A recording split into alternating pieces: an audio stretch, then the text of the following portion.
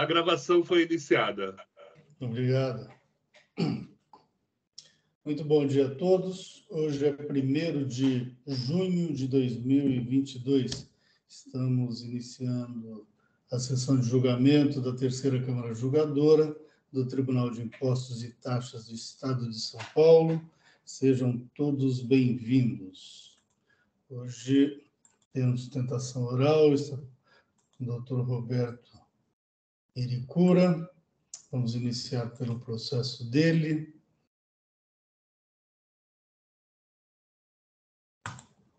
Aguardando o EPAD.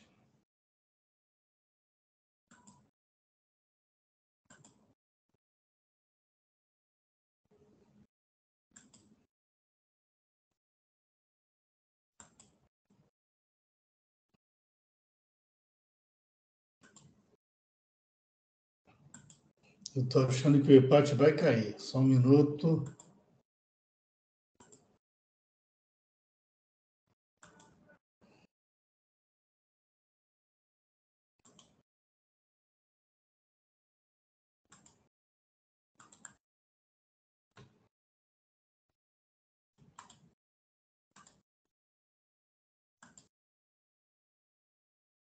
Muito bem, doutor Roberto, eu sou o relator.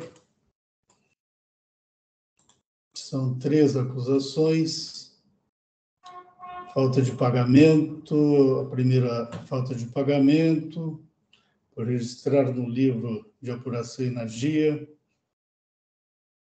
valores inferiores aos justificados ao fisco. O segundo e terceiro são 2 acusações de crédito indevido, sem o suporte documental no caso do item 3, e por ter informado também valores sem justificativa. A decisão ACO, ela reduziu o valor exigido nos itens 1 e 2 e manteve o item 3. Então, houve recurso ordinário do contribuinte e recurso oficial fazendário. Vou registrar a sustentação oral. Doutor Tony, o senhor vai fazer a sustentação oral pela Fazenda? Não, eu dispenso a sustentação oral, senhor presidente. Obrigado. Ok. Eu tenho que registrá-la como feita, viu? Me passa o seu RG, deixa eu ver. Seu RG começa com 12 ou com 37? 12. Ok, muito obrigado.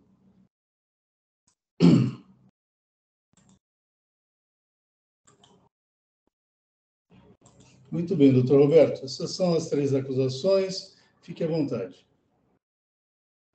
Obrigado, senhor presidente. Bom dia a todos. Bom, o auto de infração de origem relatado pelo senhor presidente envolve 3 infrações. A primeira foi uma infração relativa à falta de regulamento de ICMS diferencial de alíquota, referente aos períodos de novembro de 2014 e dezembro de 2014. E as 2 outras infrações são relativas ao aproveitamento indevido de créditos de ICMS, relativos a janeiro, março e setembro de 2014. Em primeira instância, houve a conversão do feito em diligência, por conta de documentos e informações que foram apresentadas na impugnação, e houve uma substancial redução do valor inicialmente autuado, que nos iniciais 62 milhões foi reduzido para 1.353.000. Com relação ao recurso de ofício, a própria representação fazendária pugnou pela manutenção da decisão de primeira instância. Então, aqui, com relação aos fundamentos favoráveis aqui, eu vou deixar de salientar por conta dessa concordância da representação fazendária. Agora, com relação à parcela mantida, eu trago aqui 4 argumentos, bem pontuais. O primeiro é relativo ao ICMS diferencial de alíquota, a infração falta de pagamento. A gente entende que parte desse débito está extinto pela decadência, aplicando o regime jurídico do 150, parágrafo 4º do Código Tributário Nacional, tendo em vista que as operações foram realizadas há mais de 5 anos da ocorrência do fato gerador. essa decadência parcial que ela abarca os débitos de novembro de 2014, no caso seria com relação à parte dos débitos de novembro de 2014, aqueles relativos a 1º de novembro de 2014 até o dia 17 do mesmo mês. Isso porque a intimação da recorrente aqui a respeito do auto de infração se deu no dia 18 de novembro de 2014. E como se está diante de ICMS diferencial de alíquotas que incide sobre operações perfeitamente individualizáveis, entende-se que o ICMS, aliás, o fato gerador, ele ocorre diariamente à medida que cada operação é realizada. Portanto, embora o ICMS seja submetido a uma operação, a uma apuração mensal, né, do valor a ser recolhido, como os fatos geradores são perfeitamente individualizáveis, está diante de ICMS diferencial de alíquota, pugna-se pela aplicação do regime do 150, parágrafo 4º. E as condições estão todas presentes para esse regime decadencial. Há provas nos autos de que houve o recolhimento antecipado do ICMS com relação a esse período, a novembro de 2014. Não está caracterizado nos autos qualquer prática de ato com fraude, dolo ou simulação, e o ICMS é um tributo que se sujeita ao regime do lançamento por homologação. Então, estando presentes esses 3 requisitos que foram até já definidos no âmbito judicial em sede de recurso especial repetitivo, pugna-se pelo reconhecimento da decadência dessa parcela do débito da primeira quinzena de novembro de 2014. Isso com relação à primeira infração. Tá? Com relação às 2 infrações seguintes, que são de aproveitamento indevido de crédito de imposto, entende-se também que houve aqui a extinção da integralidade pela decadência, porque os fatos geradores são relativos a janeiro de 2014, março de 2014 e novembro de 2014. E considerando que a intimação a respeito da infração se deu mais de 5 anos após, ou seja, em novembro de 2019, entende-se que houve o decurso do prazo decadencial. E aqui se entende, embora exista a súmula 9 do TIT, no sentido de que, em se tratando de infrações decorrentes de aproveitamento indevido de crédito, o prazo decadencial seria aquele prazo mais extenso do 173, inciso 2 do Código Tributário Nacional. Eu ressalto aqui que há um entendimento da primeira seção do Superior Tribunal de Justiça que estendeu os efeitos do recurso especial repetitivo, que definiu o âmbito de aplicação dos prazos decadenciais do 150, parágrafo 4º do 1731, às infrações decorrentes de aproveitamento indevido de crédito de imposto. Portanto, tendo em vista que decorreram mais de 5 anos do fato gerador, ou dos períodos bases dos tributos lançados por conta do aproveitamento indevido de crédito, entende-se que a integralidade desses débitos relativos à infração 2 e 3 também foram atingidos pela decadência. Pois bem, agora, especificamente em relação à infração 2, de aproveitamento indevido de créditos, só voltando um pouco com relação à forma como ele foi autuado, a fiscalização, à época do lançamento, ela confrontou os livros registro de apuração do ICMS da Claro com algumas planilhas gerenciais que foram apresentadas no curso da fiscalização. Então, entre a diferença do valor declarado em dia a título de crédito com o valor constante dessas planilhas gerenciais, apurou-se ali uma diferença, em tese, aproveitada indevidamente. Tá? Em diligência de primeira instância, essa diferença entre o RA e ICMS, o livro registro de apuração do ICMS e essas planilhas judiciais foi substancialmente reduzido. Por conta disso, houve uma revisão do valor originalmente autuado, remanescendo um débito de R$124 mil, um crédito indevido de R$124 mil. Mas, mesmo esse crédito, ele não é devido. E embora exista essa divergência entre o RA e ICMS e essas planilhas judiciais. Por quê? Porque esses créditos foram tomados pela Claro no âmbito de apuração do ICMS diferencial de alíquotas. Então, o que a Claro fez? Quando nas aquisições de mercadorias interestaduais, a Claro, no primeiro momento, aplicou a alíquota interna do Estado de São Paulo, apurou ali o ICMS que seria pago mediante a alíquota interna, mas como ele teria que pagar o diferencial de alíquota, ela tomou créditos da operação anterior, ou seja, tomou créditos calculados pelo remetente com base na alíquota interestadual. Então, ela lançou o débito de um lado, o crédito do outro, apurou a diferença e fez o recolhimento do ICMS diferencial de alíquotas. Não há dúvidas a respeito de que houve esse recolhimento, tanto que o auto de infração não exige nenhum valor com relação a esse pagamento. E o fisco, o que ele fez? Ele, olhando apenas para o crédito, ele glosou o crédito e autuou esses R$124 mil. Quando, na verdade, esse R$124 mil remanescente, ele foi lançado em contrapartida de um débito até um débito por óbvio maior, porque foi calculado com base numa alíquota interna, de R$179 mil. Então, entende-se que não restou caracterizar essa infração de aproveitamento devido de créditos, porque o fisco ele deixou de enxergar a operação toda para autuar. Ele olhou apenas para o crédito, para a diferença de crédito que foi aproveitada pela Claro e autuou. Senhor presidente, eu posso espelhar uma planilha para ilustrar o que eu estou dizendo? Um minutinho.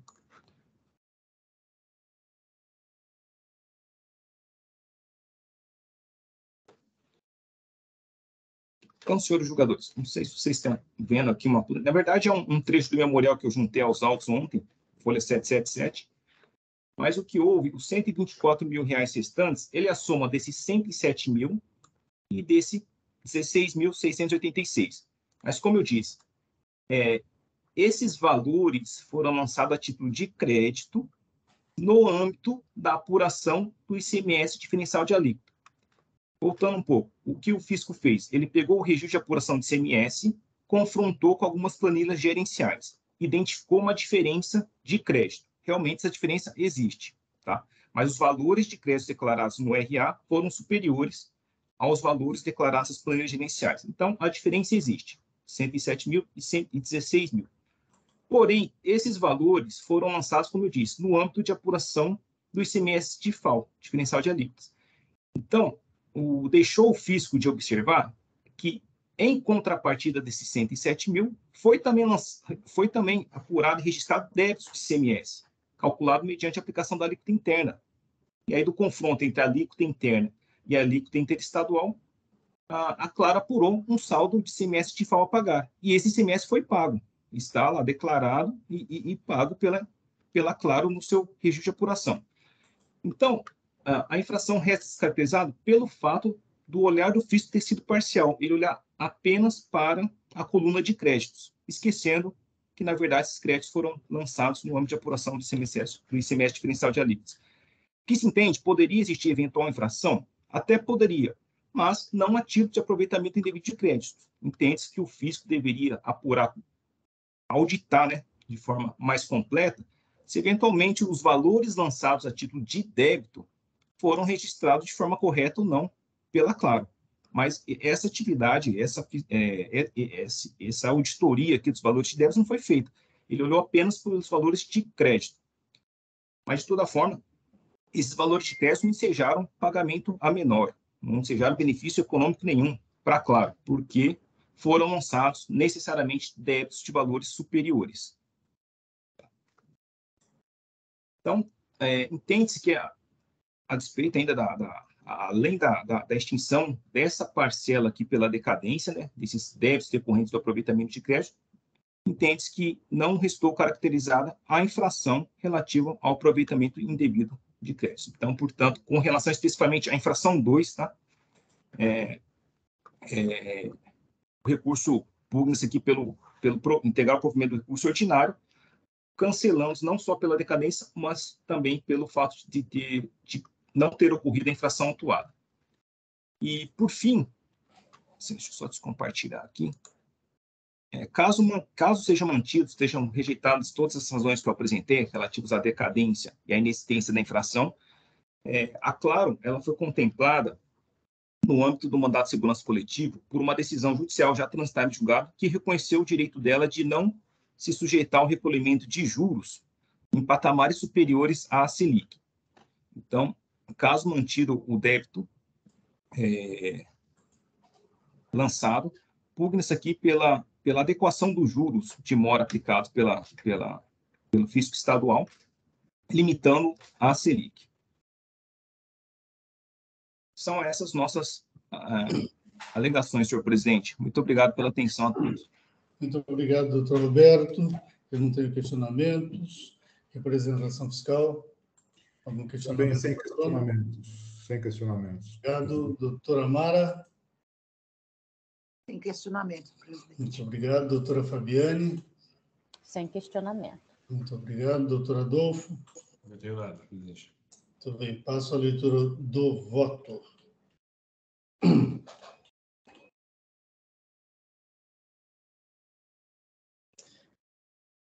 Bom, quanto às reduções promovidas pela decisão a qual eu estou negando provimento ao recurso de ofício, porque a própria representação e a mesma autoridade fiscal atuante concordaram com isso. Também a representação faz um pedido aqui que eu tive que falar. Também defiro o pedido formulado pela representação fiscal de que seja declarada a insubsistência do AIM, certamente referindo-se apenas à parte recorrida de ofício. Eu coloco isso porque talvez o pedido não tenha sido muito bem feito. Certamente referindo-se à parte recorrida de ofício, penso que isso é irrelevante quanto ao resultado do julgado. E nada, o que é? Ele pede insubsistência porque se provou nos autos que boa parte da exigência tinha que ser afastada. Eu coloco o seguinte, que isso é irrelevante quanto ao resultado do julgado, e nada o alterando, não tendo a parte sequer alegado qual utilidade ou proveito efetivo que isso lhe teria. Lhe traria, né? Isso lhe traria, surgindo daí a sua falta de interesse processual no ponto. Portanto, cito jurisprudência e, por fim, eu nego o provimento ao recurso de ofício. Aqui, antigamente, havia uma distinção entre não provimento e subsistência, dependendo de como você redigia lá a parte dispositiva. Porém, hoje isso não faz nenhum sentido, né? Quanto ao resultado, então, não vejo por que mudar isso. E aí eu indefiro. Também nem sei por que pedir uma coisa dessa. Bom, quanto passo ao julgamento do recurso ordinário.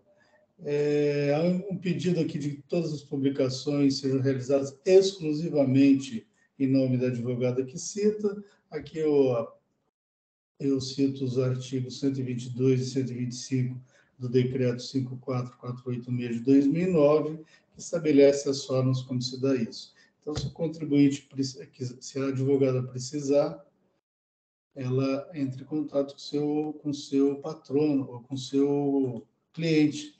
É ele que altera cadastros, descadastros, estabelece os critérios de intimação no EPAT.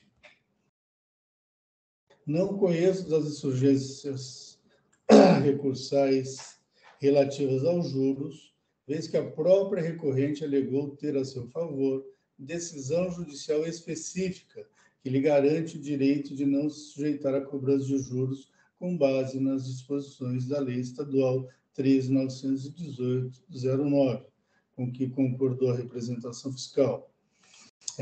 A propositura de ação judicial relativamente aos juros implicou renúncia ao direito de litigar no processo administrativo tributário e desistência do litígio pelo autuado, nos termos do artigo 30, parágrafo 1º da Lei nº 13.457 de 2009, que cito. Além disso, com o trânsito em julgado da ação judicial, que isso já foi certificado pela representação fiscal, um trânsito em julgado da ação judicial favorável à autuada perdeu o objeto ou presente feito administrativo, em razão da prevalência da decisão judicial.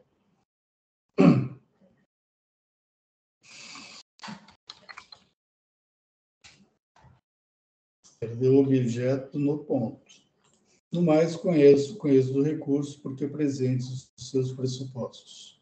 Improcedente a alegação recursal de que teria havido extinção pela decadência contada na forma do artigo 150, parágrafo 4º do CTN, da parcela do débito decorrente do item 1 do AIM, relativa a fatos geradores ocorridos até 17 de 11 de 2014, bem como a extinção dos débitos relativos aos itens 1 e 2 do AIM. No caso do item 1 do AIM, a falta de pagamento decorreu do fato de que a autuada registrou em seu livro Reikmes ajustes a débito em valores menores do que o devido, sob a descrição outros débitos, tal. E, por consequência, apurou o imposto a recolher em valor menor do que o devido nas dias respectivas. Considerando que o livro Reikmes é escriturado ao final do período, os débitos a menor ocorreram formalmente, respectivamente, em 30 de 11 de 2014 e 31 de 12 de 2014, devendo essas datas serem consideradas como termo inicial da contagem do prazo decadencial e como termo final as datas de 29 de 11 de 2019 e 30 de 12 de 2019. Nesse sentido, foi a decisão ACO, que cito. Dado que a autuada foi notificada à lavratura do AIM Zordial em 18 de 11 de 2019, não há falar em decadência, portanto. Os itens 2 e 3 tratam de escriturações de crédito indevido, efetuadas em janeiro, março e setembro de 2014. Aqui eu estou aplicando um 731 do CTN, e aí a contagem a gente vê que não houve a decadência. Fora isso, verifica-se que a recorrente não enfrentou o mérito das acusações noticiadas nos itens 1 e 3 do AIM, caso em que a legislação entende que houve aceitação tácita das acusações neles veiculadas. Transcrevo, e assim eu mantenho os itens 1 e 3 em razão da aceitação tácita. Não socorre a recorrente a alegação de improcedência do débito remanescente relativo ao item 2 do AIM, porque já teria ele sido integralmente quitado, conforme alegou. Segundo a recorrente, ela explica como ela fez aí, que foi muito bem posto pelo Dr. Roberto na sustentação oral, então vou poupá-los da leitura. O caso é simples e resolve-se pelas provas. Conforme se comprova pelos documentos de folhas tais, a autuada se apropriou de crédito nos valores de R$ 6.187.119,55 e de R$ 6.684.876,92.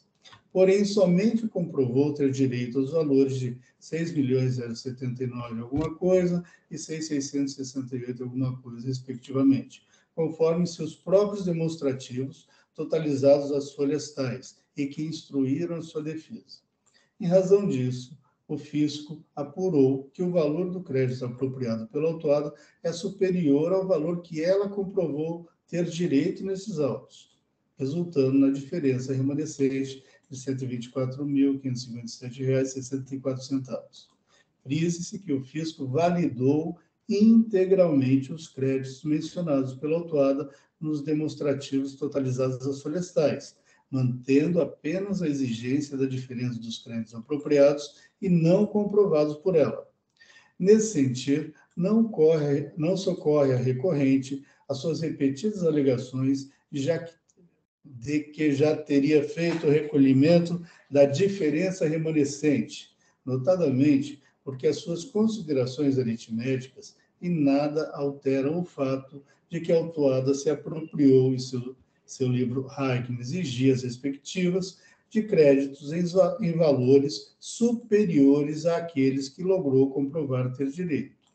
A propósito, nas contas que apresentou em seu recurso, resumido na tabela de folha 716, a autuada considerou os valores integrais dos créditos de que se apropriou, inclusive da parte não comprovada. Se tivesse considerado apenas os valores que comprovou nos autos, teria chegado ao mesmo valor da diferença apurada pelo fisco, conforme se verifica das seguintes tabelas. Aí eu transcrevo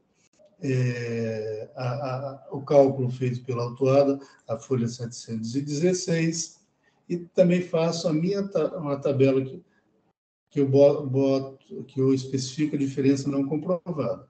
Se vocês olharem na coluna alíquota interesse estadual de crédito, essa conta que foi feita pela autuada, onde ela considerou 6.187.000, os 6.684.000, quando ela deveria ter considerado como crédito 6.079, 6.668. E aí dá a diferença. Ela alega que recolheu, só recolheu a menor. Então, por isso, mantidos os créditos, a glosa.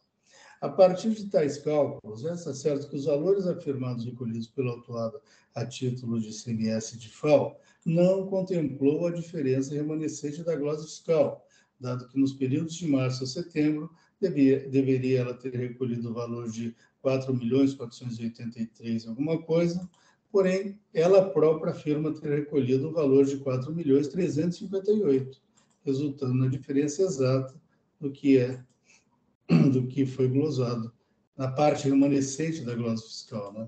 Então, neste sentido, fica mantido o item 2 aí. Por fim, não socorre a recorrente as insurgências recursais atinentes às multas, eis que elas foram aplicadas em estrita obediência à lei de regência, qual seja a lei 6374 de 89, além do que também ela alegações de confisco, etc. e tal, e aí eu estou aplicando o artigo 28 da Lei 13.457 de 2009 para afastar. Do exposto, conheço parcialmente do recurso ordinário e, nesta parte, nego-lhe o provimento. Em resumo, recurso de ofício, conhecido e desprovido. Recurso ordinário, conhecido parcialmente e, nesta parte, desprovido. É como voto, senhores, em discussão, representação fiscal. Nenhum reparo a fazer, senhor presidente. Obrigado. Muito obrigado. Doutora Fabiane. Eu acompanho. Muito obrigado. Doutora Mara. Também acompanho. Muito obrigado. Doutor Bergamini. Acompanhe, presidente. Muito obrigado. Eu só fiz umas correçõezinhas no voto, eu vou atualizar.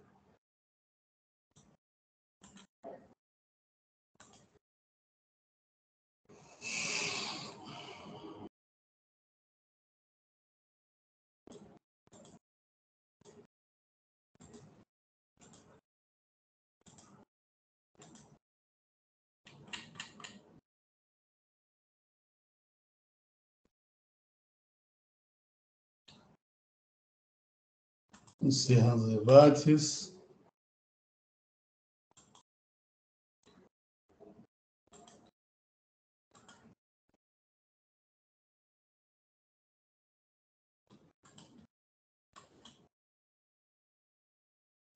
Quórum.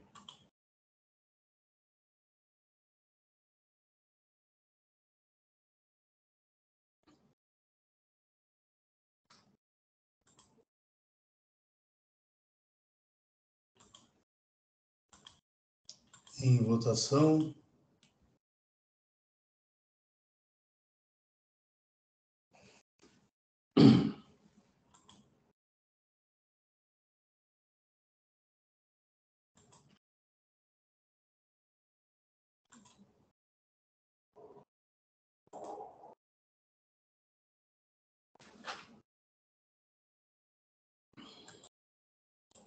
Doutora Mara, seu voto não veio.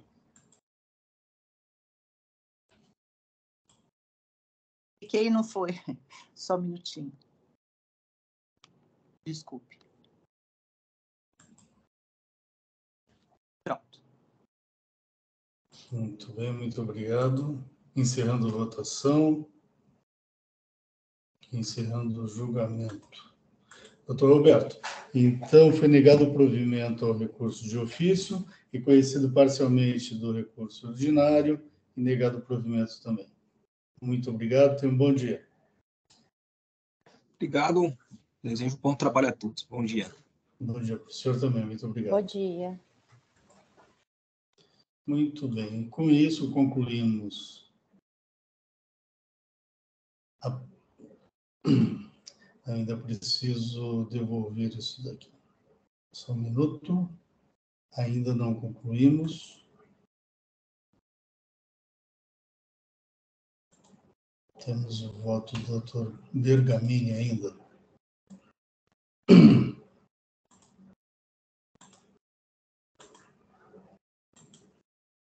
Doutor Bergamini?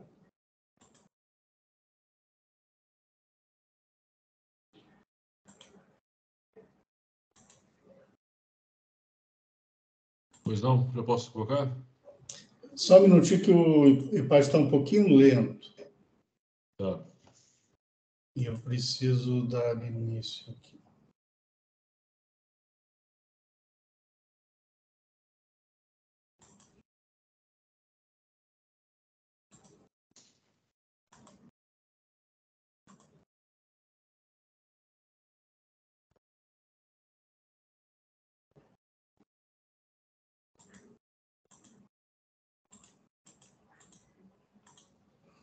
Ele não tá dando opção.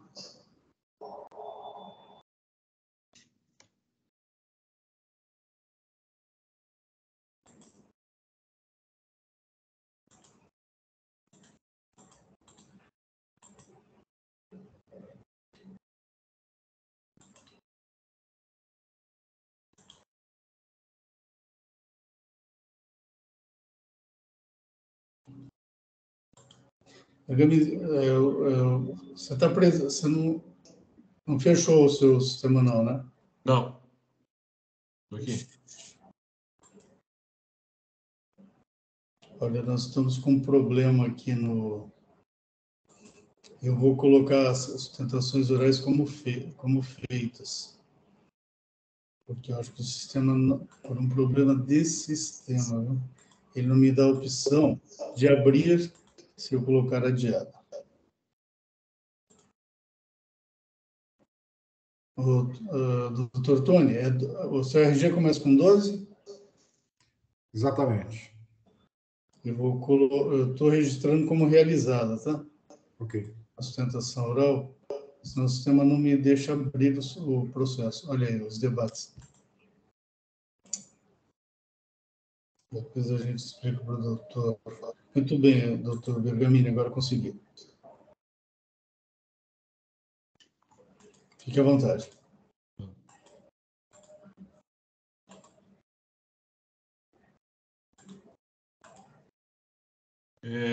Tem um problema aqui que não abre para fazer edição de voto. Doutora Fabiane, por favor, registre o seu voto de vista.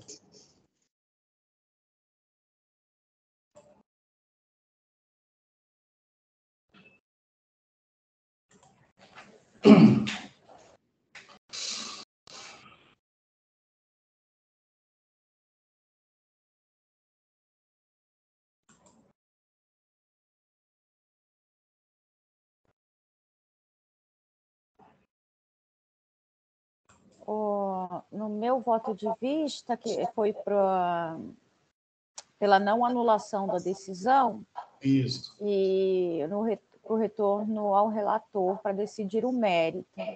Nas Uhum. opções aparece retorno do processo para complemento de julgado, não é o caso, né? Quer? As opções que eu tenho para registrar minha vista, não há questão antecedente, anulação da decisão anterior, converter o julgamento em diligência e retorno do processo para complemento de julgado. Se você clicar aí, o que aparece? Fase de defesa, né? Fase de defesa.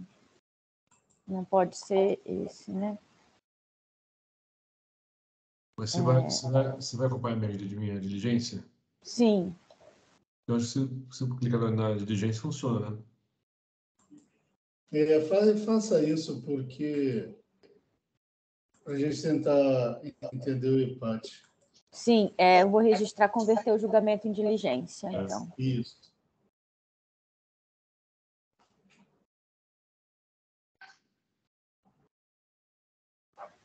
Perfeito. Bergamini, agora você consegue falar. Certo.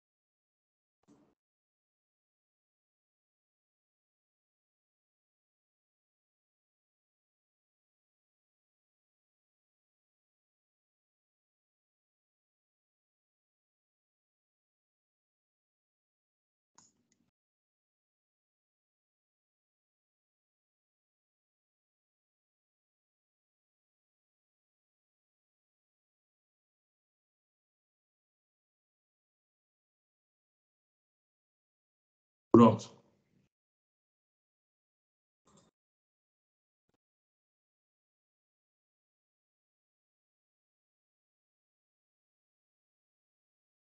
Perfeito. O senhor quer fazer o resumo? Para ficar registrado na live? Claro. Esse processo já é conhecido nosso, já veio para a pauta umas 2 vezes, a primeira. Inicialmente eu havia voltado para anular a decisão de primeira instância para que fosse analisado um documento essencial para a defesa, que é o laudo da KPMG.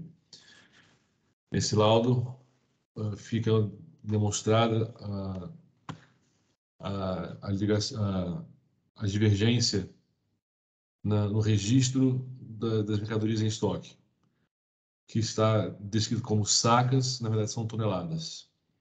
E essa divergência é que motivou a auto-infração.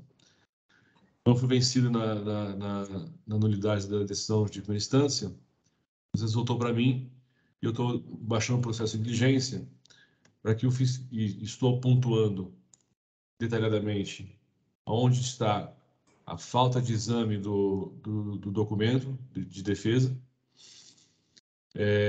a ponto que em nenhum momento o fiscal olhou os registros C-190 do SPED, onde supostamente estariam as explicações para as divergências apuradas.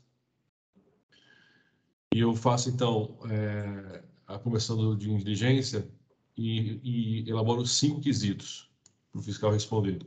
São eles: quanto à diferença de entrada de 1.282 mil toneladas de açúcar relativa às notas fiscais tais e quais, 2 pontos. Questão: o registro C-190 dos documentos fiscais na EFD ICMS-PI da autuada aponta como unidade de medida do açúcar o fator sacas ou o fator toneladas.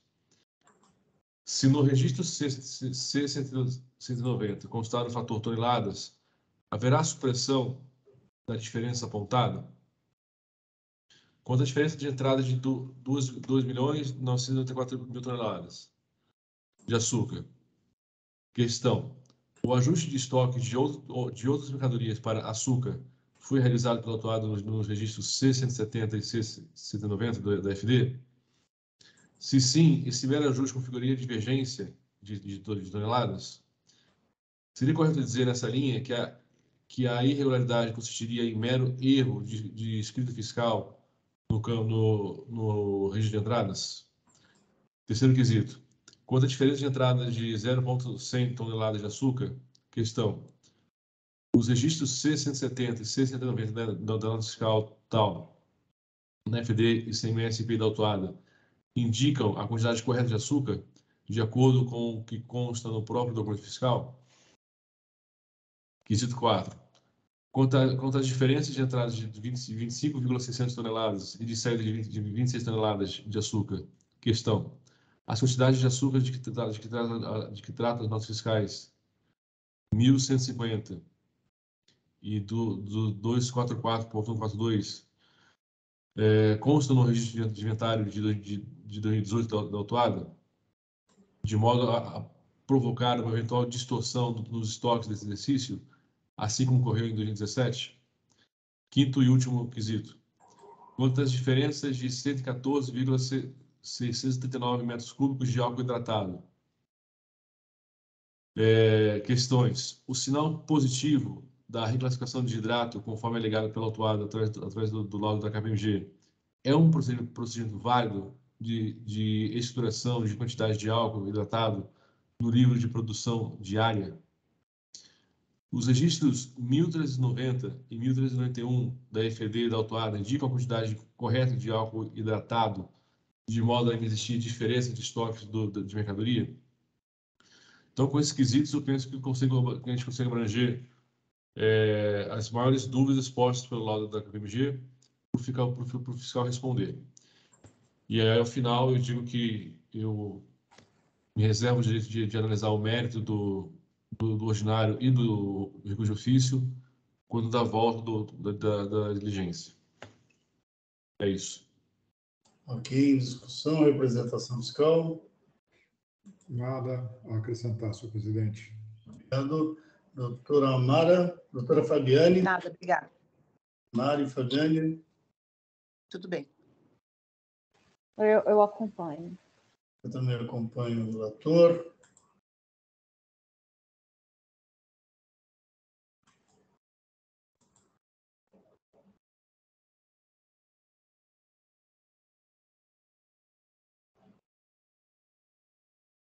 Quórum.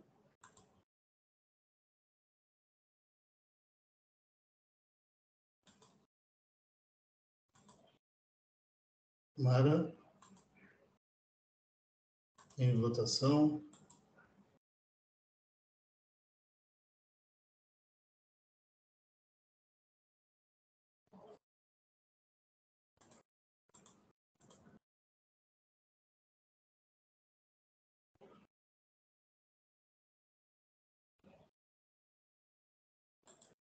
Encerrando a votação.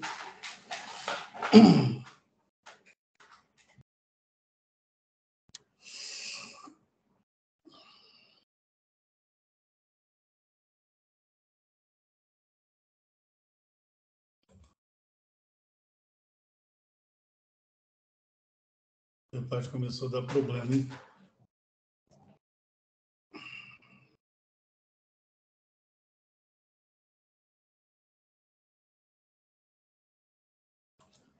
Encerrando o julgamento.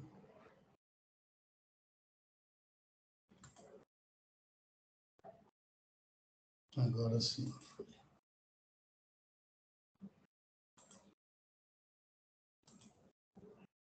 Muito bem, com isso concluímos a pauta de hoje.